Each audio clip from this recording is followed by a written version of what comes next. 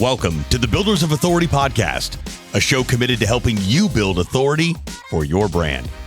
In the realm of business and personal branding, authority stands as a cornerstone. Authority isn't built overnight, it's built over time. So join us as we build something remarkable together. And now, here's your host, Adam McChesney. Welcome back, everyone, to another episode of the Builders of Authority podcast. Our title sponsor for the podcast is Go High Level, also known as GHL. GHL is the first ever all-in-one platform that gives you the tools, support, and resources you need to succeed and crush your marketing goals. Personally, I've used this software since 2020. It's been a game changer for my business and for our clients. If you're looking to level up your CRM and marketing game, then this is the platform to use. You can find a link for a free and extended 30-day trial with tons of Builders of Authority bonuses in the show notes. So take advantage of the opportunity to adopt this amazing software and grow your business. Today, we have an in-person episode at a new venue at Adventure Unknown. So AU is here in Fenton, Missouri, a business and travel club that I joined back in August. It's been an incredible place and community here. So if you're here in St. Louis and you haven't checked it out, shoot me a message and let's schedule time to have you come in. But today I'm joined by somebody who I've had the opportunity to meet and is a member here at AU with me. And that is really the power of being a part of this network, is the network here, the amazing people that you meet, and much more. We had been chatting back and forth, finding ways to collaborate and help support each other on social media. Last week, we had the chance to sit down and chat even further, and really excited about what is going to come from us working together and partnering together. So my guest today is Corey Schonhorst. He is the owner of Punchline Productions here in St. Louis. Corey, welcome to the show. Thank you for having me. Yeah, it's a pleasure. I like what you have here, man. This is awesome. Yeah, thank you. I feel like our collaboration was long overdue. Both of us blamed ourselves for that. I was like, I blame me. I blame me. Yeah. Well, we get busy, and then I'm traveling, you're traveling. We got so much stuff going on. So I'm glad we have a chance to sit down here today and dive a little bit deeper. So tell the audience a little bit about who Corey is. I know a little bit about your story, but talk to us about who he is. Sure. So in 1983. I grew up in North County, St. Louis. I moved around a little bit between being a child and like college years. Yep. Lived in Branson for a little while, lived in Tennessee for a little while, built some really great, lifelong relationships through those different moves, and started doing marketing and advertising back in 2007. Did that for a long time, got into radio quite a bit back during those times. AM radio, had a Sunday morning show that probably 17 people listened to. Love it. I do stand-up comedy as a hobby. And back in June, I started this Punchline Productions thing, and it kind of melded all of my things I loved into one. And I would say that inspiration really originally came from my grandfather. Growing up, there was two things that I was enamored with, and that was his ability to speak to everyone and to draw stories from people, but also speak to everyone equally, right? So it didn't matter if it was like the governor of Missouri or a gas station attendant. Mm-hmm. They would all get 45 minutes of his undivided attention. Yeah. And it was just really kind of cool. And then the other thing that we got to do sometimes is he would let me stay up late and watch Johnny Carson. And that was after MASH. So like if you heard MASH, like that was when I was in bed. And then sometimes if my grandmother was asleep, I'd get up and I'd watch Johnny Carson with my grandpa. And I just always thought it was cool. Like I shouldn't say I never aspired to be like an action star, but I always thought it'd be cool to be like Johnny Carson than Jean-Claude Van Damme. Yeah. Yeah. That's pretty cool. And I know we were kind of chatting about your story last week, and just in terms of like how you kind of started to get a little bit of like the entrepreneurial bug. And that's one thing that I'm always interested in, of how people kind of get to where they're at. But usually every good entrepreneur has like that story, right? Where they've went and they've had success, and then it's went down. And obviously you being in the radio industry and then going and doing all these different things. But one of the stories you had mentioned about like how you bought radio time yourself forever. So walk through that, because I think that's kind of like when you're growing up and you're selling candy in school, that type of thing. Like it's that type of story. Yeah. Which, by the way, growing up, I did sell rocks at one. There was one summer I would take decorative rocks and try and resell them to the neighbors. Yeah, that's awesome. So that was, getting into advertising was never anything I had anticipated. Mm-hmm. I was like the cable guy, how he was to shows, I was to commercials. I've always thought of things in a commercial mindset, but never knew what that was called. And so I got into sales with Grand Slam Sports, which at the time was St. Louis Sports Magazine and KFNS. Mm-hmm. It was just one radio station at the time, AM radio. And 6-7 months in, there was a period of time where they were like, oh, there's fire sale on ads. I don't know if they still do this, but at the time they did. And they were like, there's a fire sale, so call your existing clients and let them know, or new ones, and let them know they can get a 30-second ad for like $5 or a 60-second ad for $10. And after thinking about it for a little while, I was like, can I buy those? Right? And then like, I guess. And so my assumption was, at the time it was correct, which was cool. So like for 2 or 3 years, just going to like Clear Channel and MS and buying additional inventory. And so it didn't always have to be a fire sale. Sometimes rotators are spots that need to be filled on radio, and they'll throw them into a package. So it's kind of one of those dangly carrot things where they're like, hey, here's why you're paying $3,500, because Adam's going to speak directly about your product on the show. But as a sweetener, we'll throw in these other rotators, which was throwaway times, because it could be like you could have like 4 of your rotator commercials play at like 4 a.m., 4:05, nobody ever hears them. But that was to sweeten the deal. And so I just bought them for 3 years from all these different stations. And then I went back to the people that told me, oh, it doesn't make sense for me to be on this station, demographic wise, and I would resell it. And so one other lesson I learned is, as an agency, quote unquote, you get 20% kickback from the station. So if I sell $10 worth of ads, I get $2 back. And I think that's how that math works, right? Yeah. I think, yeah. Still not strong in that area. So I can mark it up 20% to the individual, and I'd also get 20% kickback. So I had a 40% margin and was still able to sell airtime cheaper than what you could get it directly from the station with. And, saying that out loud, I do think about that too. Like when I would read stories, I never really thought about that aspect, but when you hear like Bill Gates' story or something, right? Like it's always humble beginnings. It's never whatever. So well, I just think, so often, right, when a lot of times when we're in sales, which is where I started as well, as we start to think like an entrepreneur. We start to see these different gaps of like, hey, how could I create something out of what most people don't think? And that's just how our brains are operated, I think, a little bit differently. So kind of your whole career has been around marketing, advertising, obviously branding now, kind of tying everything together. What are some lessons you've learned about the brands that have really stuck around and created kind of like a lifelong fan base or customer base that's loyal versus the ones that maybe like the fly by night, and then you see them a little bit and then you never hear from them again? Sure. I mean, I've been involved in those, but also I would say that there's standouts in the industry, right? Like Kleenex brand Kleenex is like, what a brilliant idea. Yeah. That's the name of the product.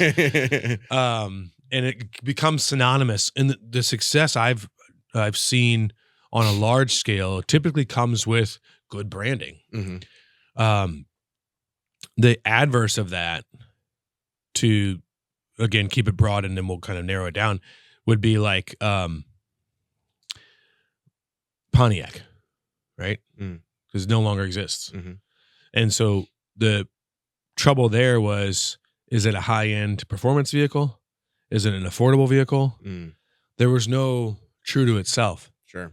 So one of the lessons I've learned, and I may feel differently about this because in 3 years, because I've also learned to be fluid about my belief systems. I stick to my morals and what I truly believe in, but I'm fluid with a lot of things nowadays. And that comes from understanding of, I had started doing TikToks when I first started this like journey that I'm on now. I would call it mental and health and all this. And initially it was just me talking about my journey because I was at rock bottom. And I wanted to document being at rock bottom and the elevation to not being at rock bottom. Yeah. I didn't know where I would end up, Yeah. but I was hoping it was above rock bottom. Yep. As I started doing that, I got advice from people, and I took it to heart. I got advice in the sense, and this goes in with the branding question, is why I bring this up. Hey, you know, in order to engage people more thoroughly and get more viewers, you should do 60 seconds only. You should have a hook, and you should make it a lesson. So, for example, it'd be like, hey, the best way to crush your thing. It just started sounding really douchey. Yeah. Right? It's like the best way to crush it is like never dwell on the past. Don't worry about the future. Focus on the moment. And it was just very Jersey Shore. It wasn't cool. And then so like right away after that, somebody else then gave me advice to, oh, well, mention that you're on a mental health journey or blah, blah, blah, blah. None of that worked. And so what I now do is I no longer take advice that changes who I am or what I do. Yeah. I take things under advisement. So I look at things from a different perspective, and I try and see a point of view, and I might add it to my repertoire or take it with a grain of salt. Yeah. Gives me a better understanding. But when you're talking about brand building, the one underlying thing, if you're Butterball Turkey, if you're mom and pop shop down the street, is stay true to yourself. Consistency over time with your true self and your true passion has been the number one thing that I could attribute to any success story I've seen when it comes to branding. That's powerful. And I agree wholeheartedly with that. And it was kind of like what we were talking about just before, is where like when I'm teaching and I'm educating people on, hey, this is what I've done to build my brand, and this is what I'm doing right now.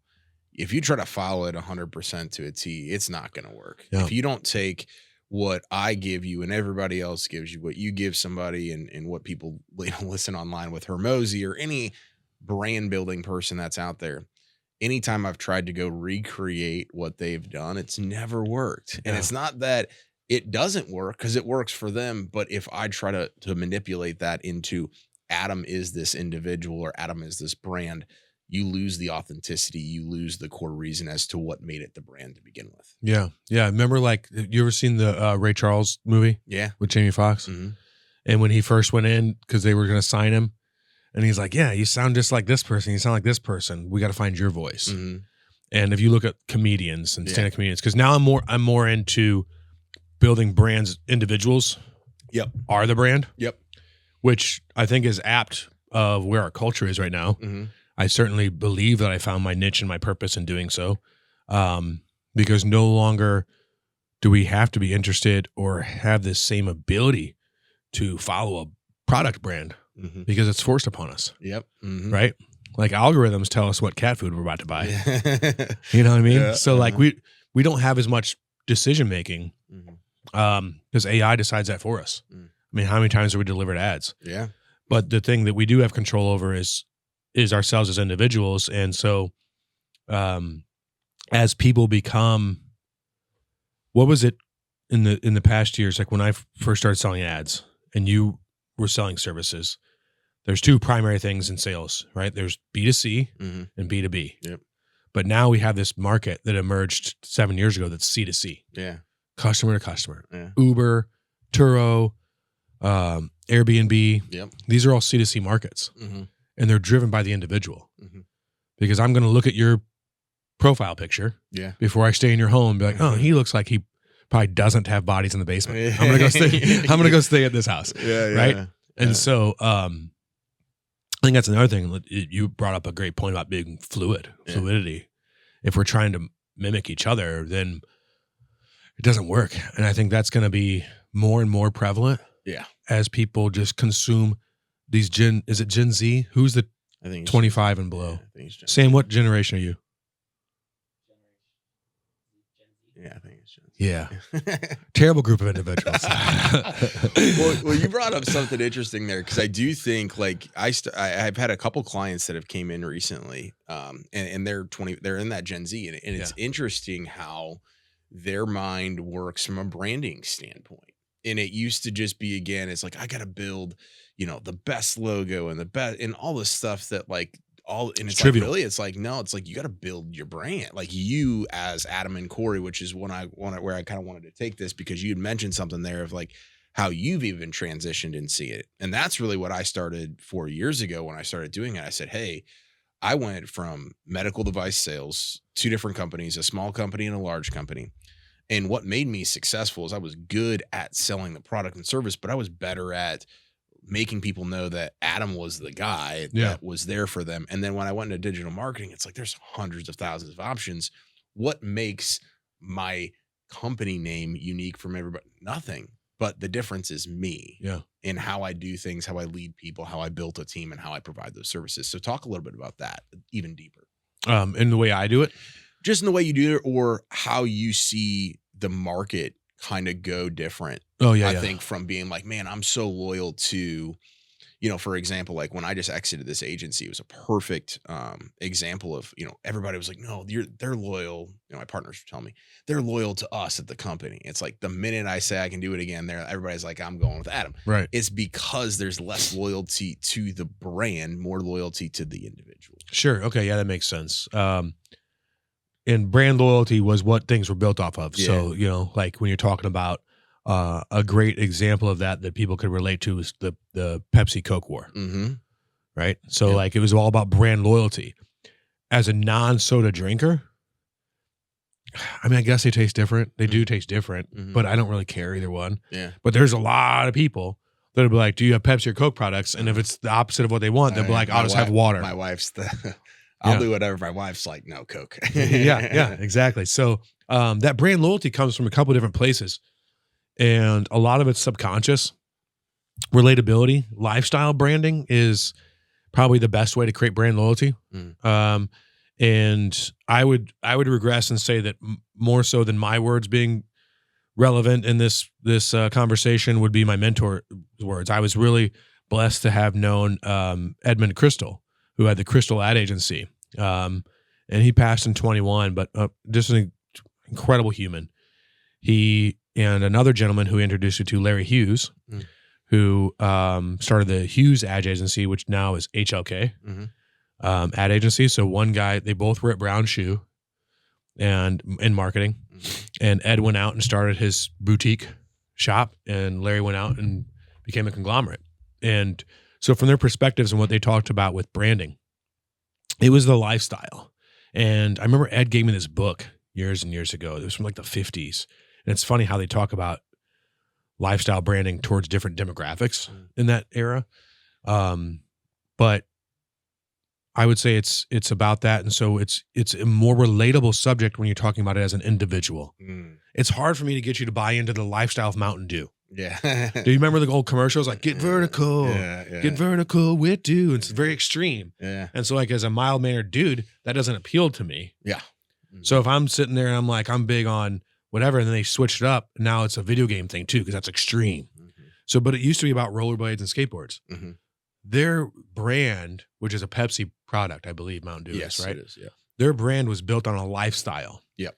They weren't creating brand loyalty because of taste, flavor, or anything else. They were creating it for that niche. Yeah. So as an individual, where's your niche? So if you're in sales, my niche is in the buyer market. Okay, well, what's my demographic?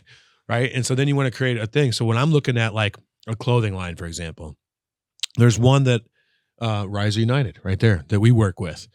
And one of the things about the reason I chose to partner with them, and I say that graciously because they extended that to us, and it wasn't like I'm not Walmart. I didn't have like 7 lined up and be like, I choose you. Like they came to us, and we were very gracious to have them. But the reason that I loved it and was so gracious to have them was because their motto is patriotism isn't political. And I'm all on board with that because I love our country and I love what it stands for, and I choose to look at things differently. And so that's a branding choice. The way our country and the narrative of our country is even branded. So you want to get really like 3,000 foot view, you can look at things in 2 ways. You can look at things as America, it's kind of a little controversial. Yeah. America suffered through hundreds of years of slavery. And that's terrible. And we have that mar, and we've learned from that. Or America was the first country in the world throughout the history of time to abolish slavery and to fight against it. Yeah. I choose this one. I'm aware of this one, and I'm familiar with it, and I think it's horrific and terrible. But I love the idea that we were the first ones to destroy that narrative. Yeah. Slavery has no place in our country.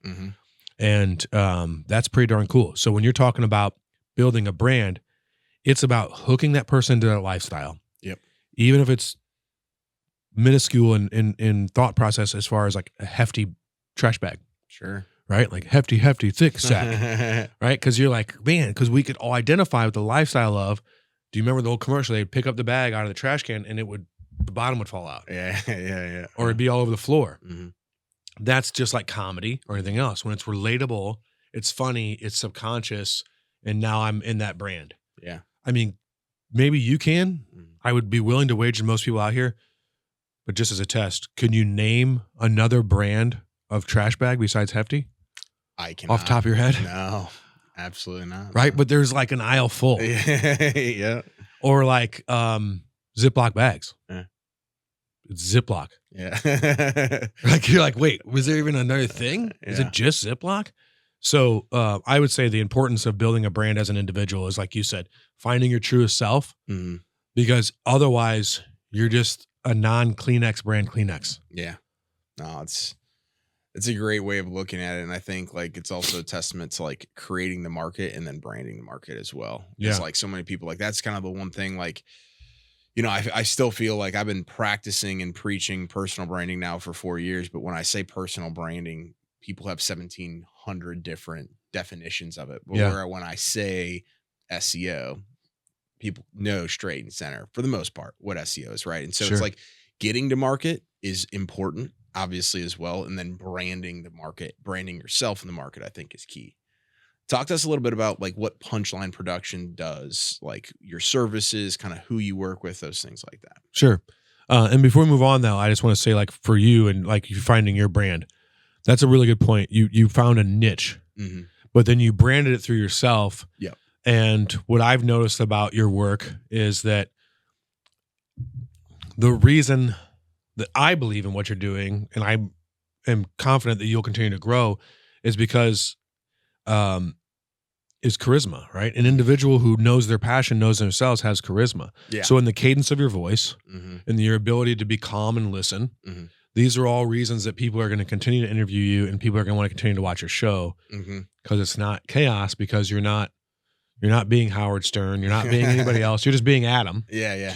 And so I think that's that speaks it's a testament to your ability to brand yourself. I appreciate that. Punchline Productions is really a culmination of me finally getting to a point in my life where I no longer was concerned with other people's opinions. It seems counterintuitive because you think of like, oh, you chose to be in the spotlight when you don't care about anybody else's thought process. Yeah. And it for me, it was, because I've been in radio or different ads or whatever prior to this, but always with a shell of myself. I had a defensive shell, constant need for self-affirmation from others instead of, so I guess it's not right. Constant need for affirmation from others, not self-affirmation. I got to a point in the summer due to some personal things where I was just like, enough. And I no longer cared about, I just wanted to find my own peace, my own happiness, kind of a nothing to lose.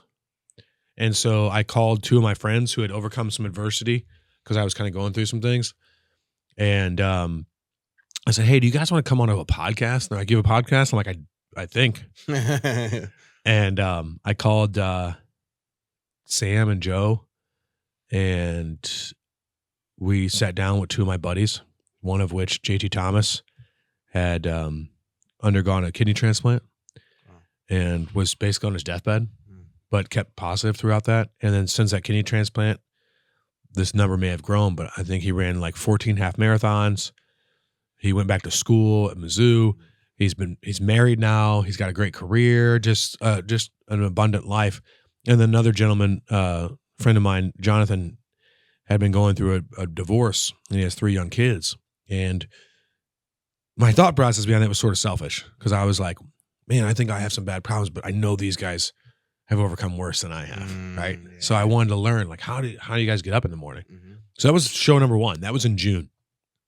And I was like, man, this is kind of fun. And my second guest, Keir Anderson, was like, I want to do a show. And I was like, well, we could probably facilitate that. Like, and then I talked to Sam and Joe, and I was like, how much would it cost for you to do this for me, with me? Yeah.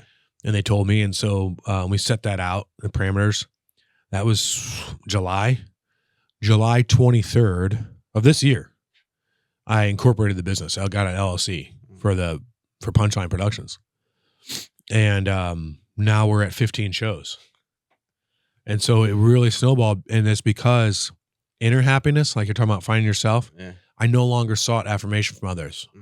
I found my purpose. I walked my purpose, and the people that have surrounded themselves around me now, rather than me going out and finding or needing things, not unlike yourself, has been an incredible testament to like what following your passion can do.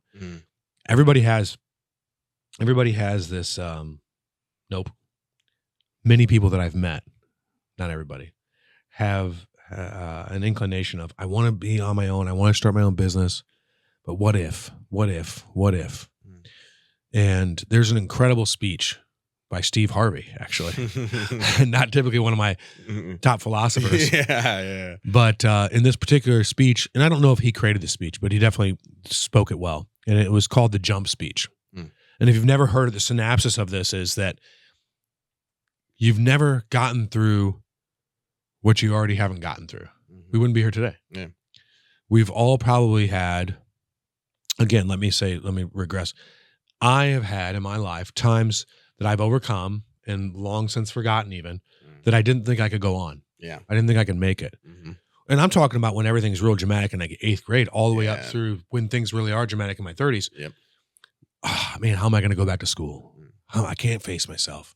Up until like I said, in my 20s and 30s, there was probably there was some, rope on the rafter moments, some pretty dark times.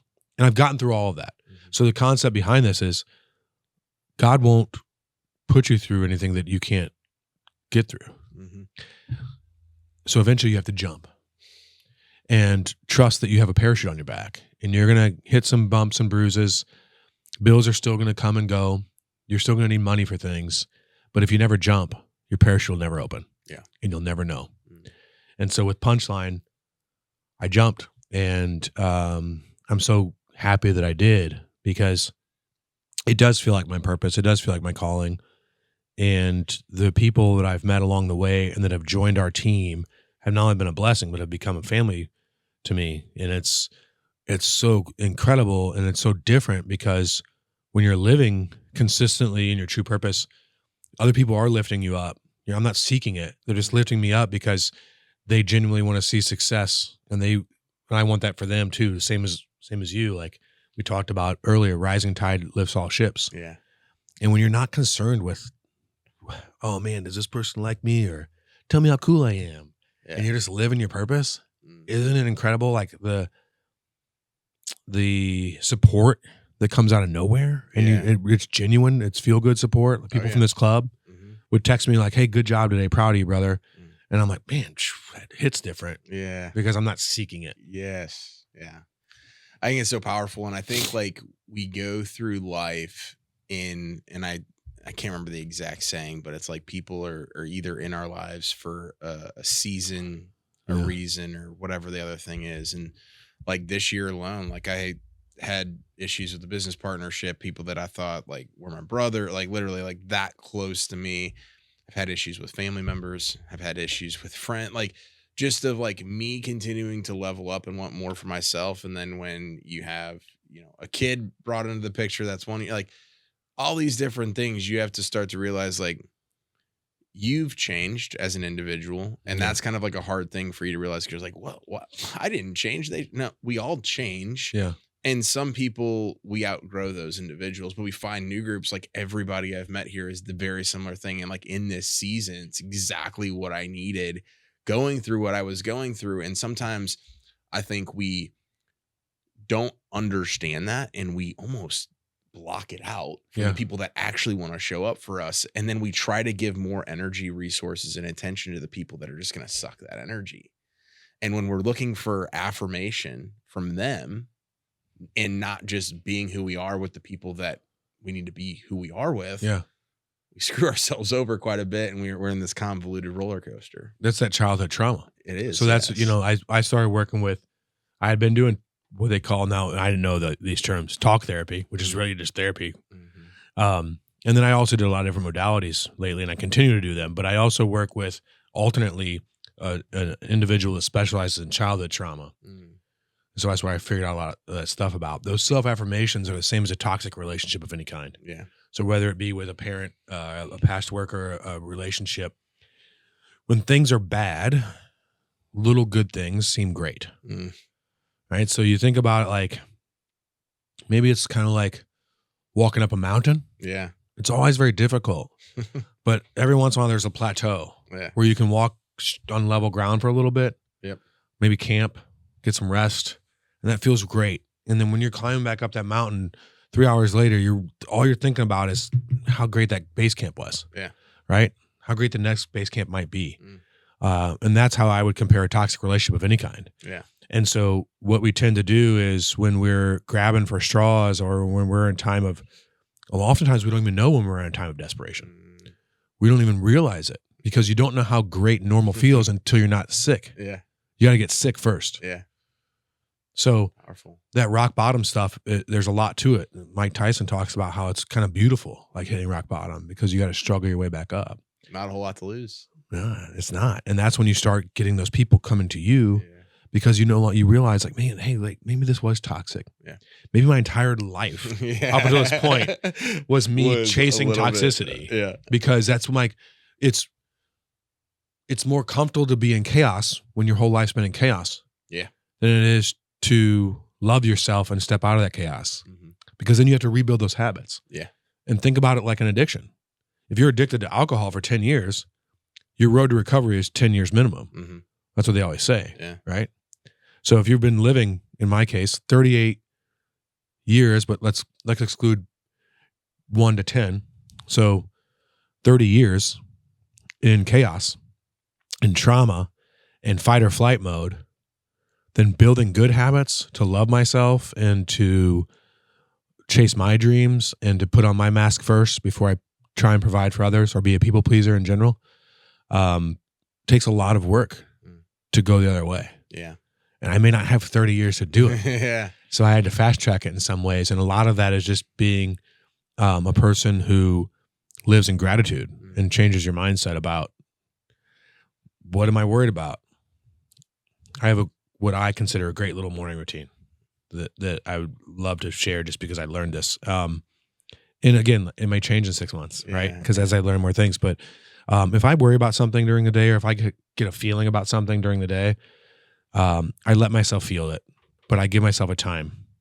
And I say, okay, I'm going to be sad for 15 minutes because I deserve this and I need to feel this feeling rather than distract myself. Yeah. If I'm worried, I'll give myself 15 minutes and then it's back to work. But every morning when I wake up, I'll take that worry from the day before and I have a worry journal and I have a regular journal. In my worry journal, I write down everything that bothered me yesterday. Even if it's like, man, I really lost my temper in traffic. And then I go, what can I have done different? What can I do to change that part of me this day, this week, this month? And I check those off for that day. Because now it's out of here and it's on to here. And then to change my mindset immediately back around and get out of that mode, I then pray in gratitude. And all the little minor things that seem minor that we take for granted. Yeah. I pray that I can go to my sink and get tap water to drink. I pray that I can stand up in the morning on my own 2 legs and walk. I pray in gratitude that I have beautiful children and that I, all these things. And then I go exercise, whether it's at the gym, 90% of the time it's at the gym, but I do have stuff at home. And the reason I do that is because no matter what kind of crap I face throughout the day, now I'm a little bit stronger than I was yesterday. So I'm better physically. And then after that, I don't know why I was still like white lie about this. I don't read the Bible every day, but I listen to an audiobook about it. Yeah. Right. So I try and strengthen my mind, my body, my spirit every morning. So that no matter what I face and what feelings I go through, since I've started doing this, I can say I've had a bad hour. Yeah. I've had a bad few minutes. I've not really had bad days because every day I'm better than I was the last time. Yeah. I'm no longer in competition with anybody else. Yeah. My better version of myself. Yeah. I'm excited to see how that transpires after 700 days of doing that. Yeah. I can't even imagine because I'll never peak. Yeah. But how cool, like how great can you feel about oneself? And the energy is contagious. Like my son does it now. He journals, my little guy. That's awesome. And our relationship is a calm, peaceful relationship. All of that is to say that is becoming my brand. That has allowed me to build Punchline. Love it. That has allowed me to share graciously what I've been taught in a way that is passing on knowledge, not claiming it for my own. Yeah. And bringing things up together, because I think that's the key to true success is being true to yourself, but you have to find yourself to do that. Sharing your gifts with other people and understanding that those gifts were given to me, whether it by be other individuals or God, and that they're not mine to keep. Yeah. You know, I'm just a conduit and I want to share those with you, but I don't want to share them in a way that's like, I don't know. I guess I just used to do it like, hey, bro, do it this way because I know this is good. It's more like this worked for me. Yeah. Take this under advisement, and then learn from you too. Like I've learned quite a bit in the very few times we've only sat down once. Yeah. But I'm watching what you do and I'm liking it, and those are the kind of things where, as a younger entrepreneur, were frustrating. Yeah. Because I would want a piece. I'd be like, oh man, how do I get onto what he's doing? Yeah. And maybe vice versa. Maybe you've experienced that. Oh yeah. But as I get older and as I get more calm in my own state, it's really just about, man, I would love to see what some of the things I've learned could do for Adam's success. And I would love to soak up what Adam knows to help my success. Yeah. And then raise it together, you know? It's powerful. Yeah. Well, Corey, this is awesome, man. I really appreciate you taking the time to do this and allowing us to do this in this awesome studio, man. Yeah. Thank you for utilizing our studio. It's one thing that I'm happy to share with, and I appreciate you plugging it. Yeah, of course, man. We'll definitely do some more stuff here in the future. Where can people stay connected with you and then find out a little bit more about Punchline online? Sure. Yeah. We have punchline314.co, just co.com, right, Sam? Or .co as well. punchlineproductions.co. Also, we have Facebook page, Instagram, and then our YouTube channel, Punchline Productions 314, where all of our shows and different podcasts are seen, and you can listen to us anywhere podcasts are published. Love it. We'll put all that stuff in the show notes. Thanks again, Corey. This is awesome. Thanks again as well to our title sponsor, Go High Level. Without them, we aren't able to produce the quality of content or have amazing guests on like we did today. Check out a free and extended 30-day trial in the show notes, and make sure to leave us a 5-star review, making a big push for review, finishing up this year strong, and it definitely helps move the needle. And remember, authority isn't built overnight. It's built over time. Thanks so much for tuning into this episode. We sure do appreciate it. If you haven't done so already, make sure you're subscribed to the show wherever you consume podcasts. This way you'll get notifications as new episodes become available. If you feel so inclined, please leave us a review. We sure do appreciate it.